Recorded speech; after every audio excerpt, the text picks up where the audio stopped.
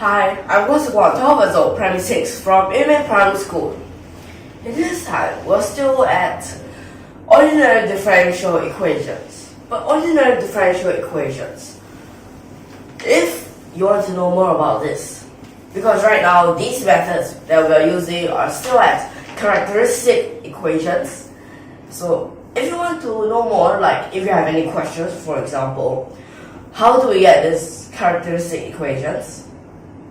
Where did it come from? Why do we need to use it? Then you can go back to the previous videos to watch it and understand more about it. Okay, but right now here, we're still going by exemplification to show us in different types of examples, how can we use these methods? Okay, so this example that we have here. Okay, over here is 12 y's third derivative minus 8 y prime prime minus 3y prime plus 2y, and this is equal to sine x minus cosine x. This example. Okay, in every single example, the first thing you need to do, we put first things first. First thing is to analyze it. In every single example, the most important thing, analyze. Now, analyze this question. What type is it? So look at this side. We find that it is linear. Constant coefficient. At this side, it says it is non-homogeneous. So that means we want to find the general solution for a non-homogeneous ordinary differential equation. That means we have to split it. We split it into the general solution for homogeneous differential equation. And the other part is for the non-homogeneous ordinary differential equation. But for that part will be the particular solution. Okay, so that means, write it out, it becomes YG is equal to YH plus YP. So firstly is YH. Now YH, then we should just take this part at the back and just let it be 0.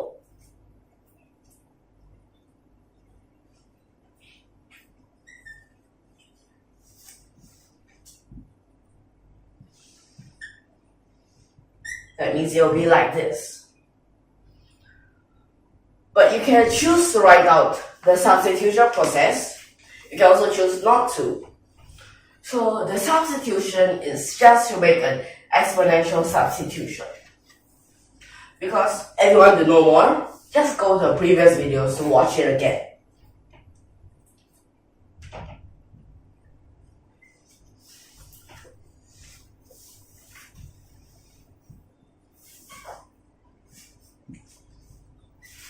So what you get is something like this.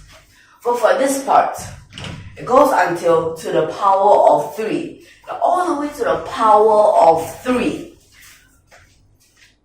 Do we use the factor theorem? Oh yes, we can choose to use the factor theorem. Then f lambda will be 12. Okay, so it's this whole thing.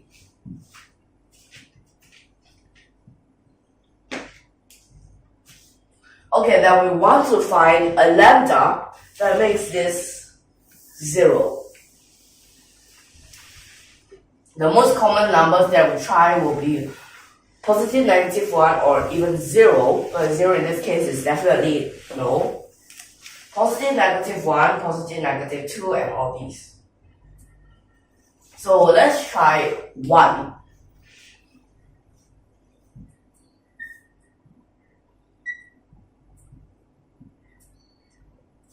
But if we try 1, then that means that this part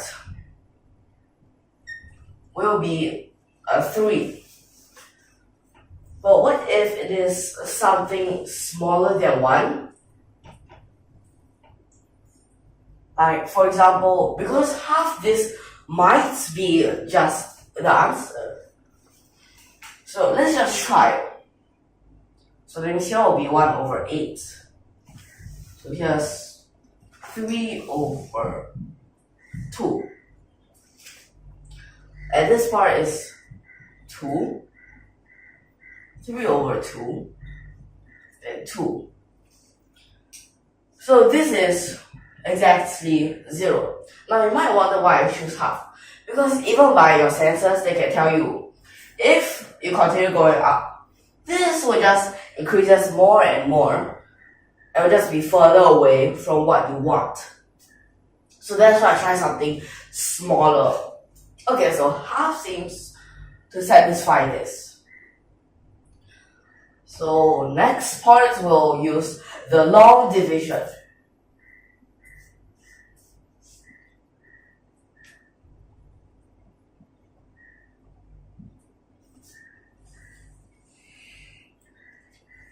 Okay, so in this long division, it is something different from what we have the previous few times.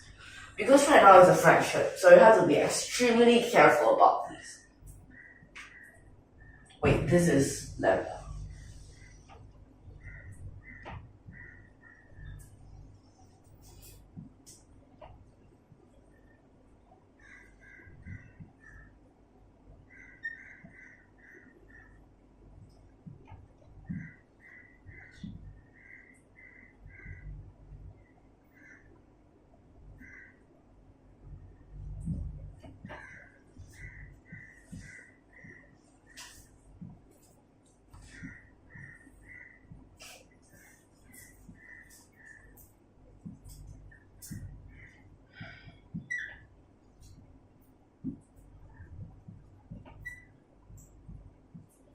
Okay, so this is what you get.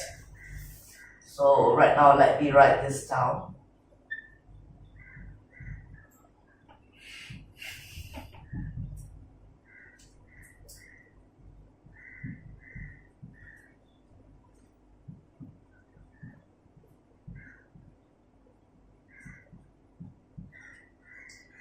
But for this part, I think we could make use of the cross multiplication. So let me just erase this.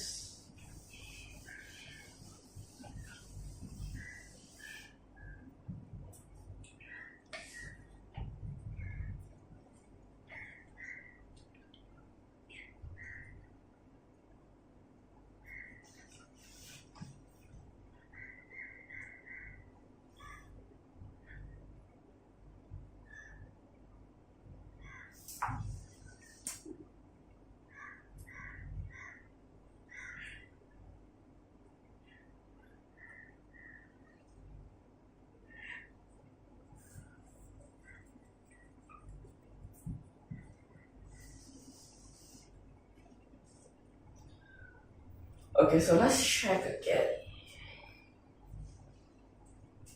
Okay, so yes, it will be like this. So for this part, we have 3 roots. And they're all different. The first root is this half. Second root is negative half. The third root is 2 over 3. So right now here we have these 3 roots. So we could find YH. The homogeneous. So that means you just have to sub all these back into the substitution part.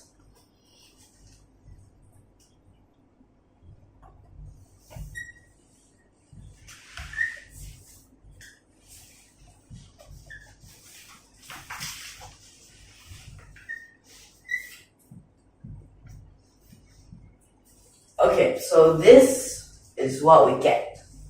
Next is the Y particular.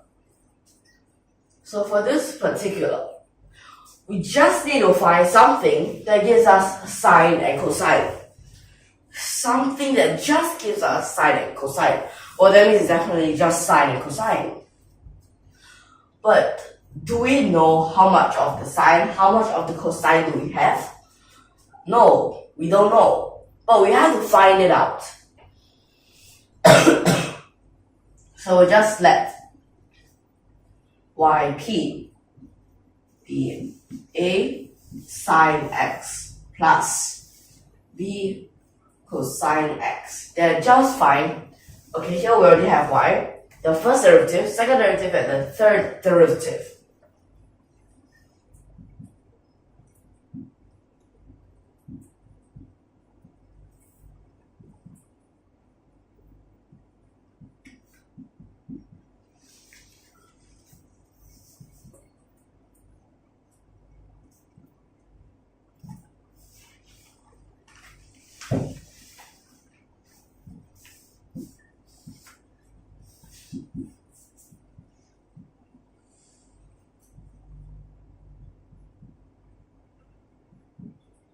Okay, this is what we get.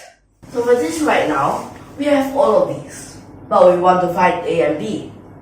So we will need to sub all these back inside. Then just to get these two. So to get all these, but if we just write that out one by one, it might seem too complicated. So what we do, sine, sine, sine, sine. Group the signs together. Here are cosine, cosine, cosine, cosine. We group the cosines together like this. Okay, so let's check for the signs first. We have 12b. We have 8a. Then we have 3b. Then we have 2a for the sine x. Next part is for cosine. For cosine we have negative 12a, 8b, minus 3a, and 2b. So this part is a cosine. Then all these together will be sine minus cosine. Okay, this part, that means will be 1. This part will be negative 1. So right now, let's write them into equations form.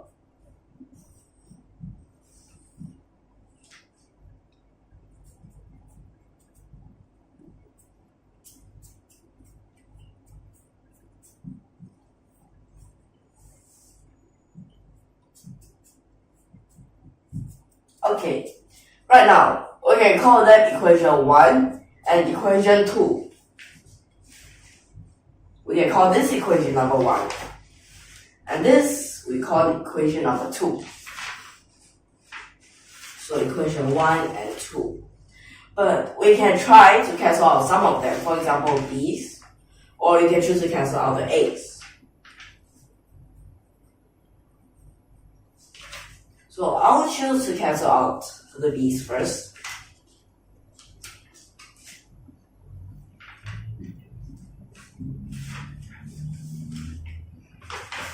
So that means will be equation 1 times 2 minus equation 2 times 3.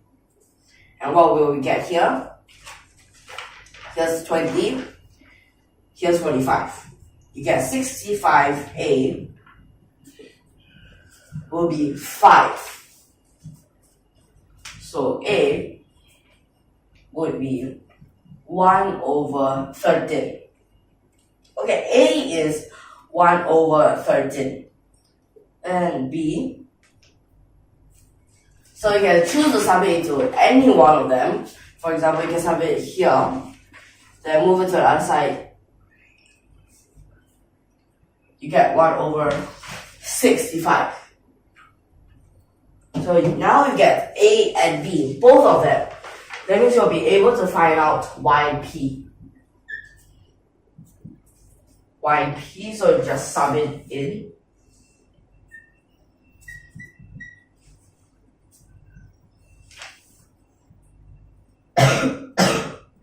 Okay, so this is your YP.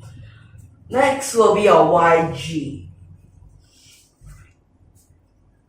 So YG, you just get it by adding up both of these.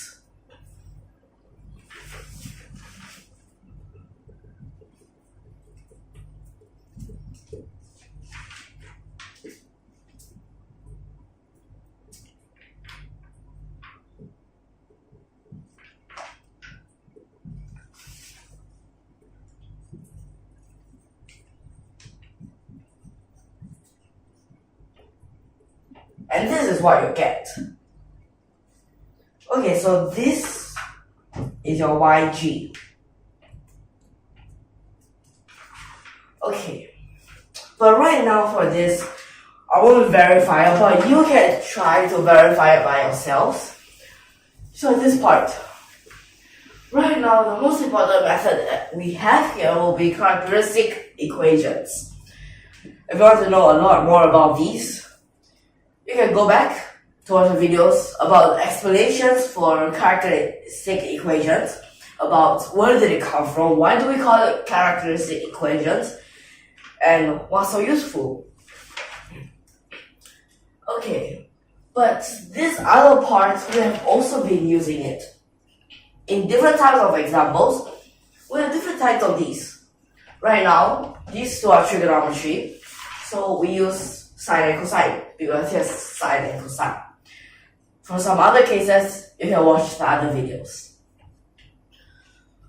But for all of these, the methods are actually pretty similar. It's just that you need to know how to change according to the type of question. So, if you like our videos, don't forget to subscribe to our channel. We'll see you in the next lesson. Thank you for your watching.